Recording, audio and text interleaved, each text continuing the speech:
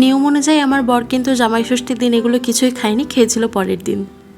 Hello everyone, welcome to a new video. তো দেখতেই পাচ্ছেন আমি রেডি হয়ে গিয়েছি একটা শাড়ি পরে, কারণ এটা ছিল আমাদের জামাই ষষ্ঠীর দিনের ভিডিও। বিয়ের পর এটা আমাদের প্রথম জামাই ষষ্ঠী ছিল, এজন্য একটু বেশি স্পেশাল ছিল। তো সকাল সকাল রেডি হয়ে আমাদের পাড়ার পুজো যেখানে হয়, মানে কয়েকটা সেগমেন্টে হয় আর কি, এক একটা গ্রুপ এক এক জায়গায় করে। তো আমি ছোট থেকে দেখে আসছি আমাদের পুজোটা এই বেলগাছতলায় হয়। এই জায়গাটা কিন্তু ফসলি জমির মাঝখানে। তো আমাদের এখানে কিছু রিচুয়ালস ছিল, দেখতেই পাচ্ছেন। আর পুজোটা অনেক সকালেই হয়েছিল, এই জন্য আমি রেডি হওয়ার জন্য তেমন একটা টাইমও পাই নাই। উঠে শুধুমাত্র কোনো মতে শাড়িটা পরে চলে গিয়েছি। তো ওখান থেকে পূজা কমপ্লিট করে আমরা চলে গেলাম বাসায়। বাসায় গিয়ে আমি প্রথম যে কাজটা করেছি সেটা হচ্ছে শাড়িটা খুলে আগে আমি আমার বাসার ড্রেস পরেছি।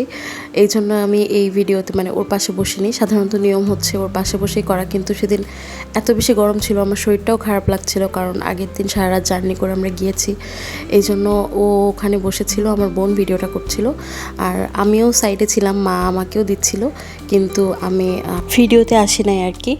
তো যা যা রিচুয়ালস ছিল মা সবই করে নিচ্ছিল একে একে। আর যেহেতু এটা আমাদের প্রথম, তো মার জন্য এই জিনিসগুলো একদম নতুন ছিল।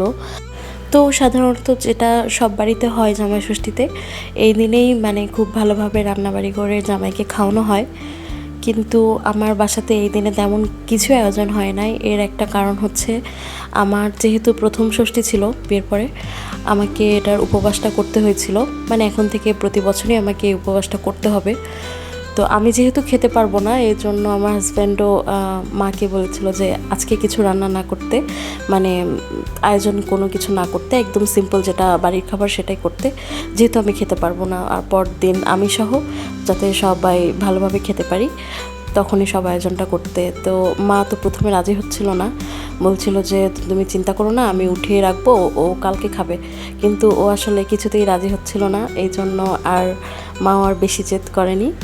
তো খাবারের আয়োজন সেদিন করা হয়নি, সেদিন সিম্পল বাসায় যা রান্না হয়েছিল সেটাই খেয়েছিল। আর ওর জন্য এই খাবারের আয়োজন করা হয়েছিল পরের দিন, মানে আমিও যাতে খেতে পারি। তো এই ব্যাপারটা আমার জন্য খুবই স্পেশাল আর সুন্দর একটা মেমোরি ছিল। ও সবসময় আমাকে নিয়ে এত বেশি ভাবে, মানে সব কিছু অবজার্ভ করে যে আমার কোনটাতে ভালো লাগছে, কোনটা খারাপ লাগছে, এবং মানে প্রত্যেকটা ব্যাপার আমরা যাতে একসাথে এনজয় করতে পারি, এটা ও সবসময় খেয়াল রাখে, যা আমার খুবই ভালো লাগে।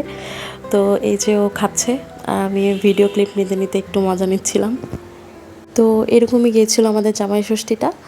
আপনাদের কেমন লাগলো ভিডিওটা অবশ্যই জানাবেন। টাটা।